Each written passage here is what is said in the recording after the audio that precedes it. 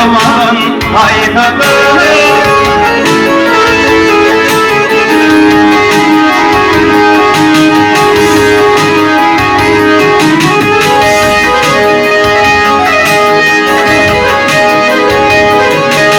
Yarına yetmiş diyane yakınsa akvalını yar olsun ölü getir diline deyip bedeni.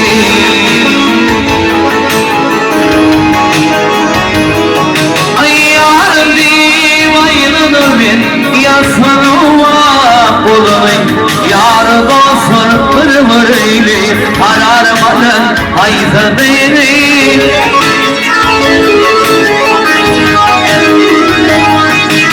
Yarım divaylanır ben yaslanıva kulunu yar olsun vır eyle kararmadan hayzadını.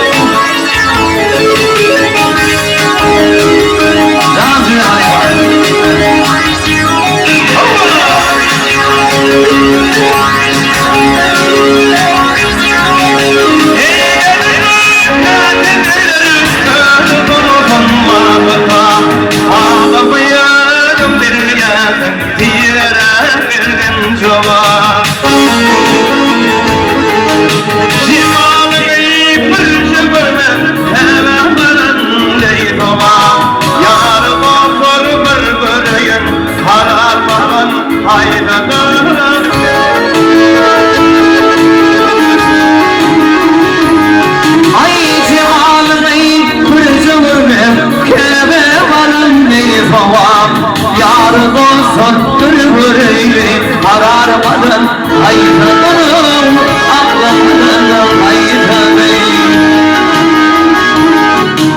Bölböleyim yarın zimanım ağlayır mısrarlar.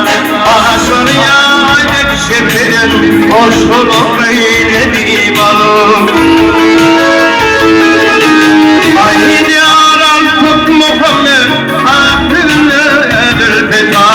yar doktor bir böleyim mehrem alan haydadır.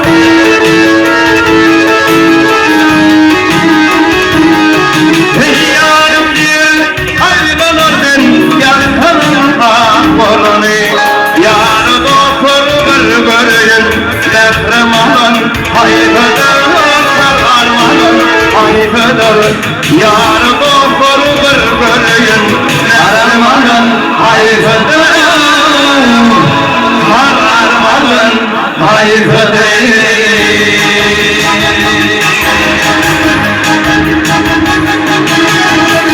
Yazı var. Yeni var.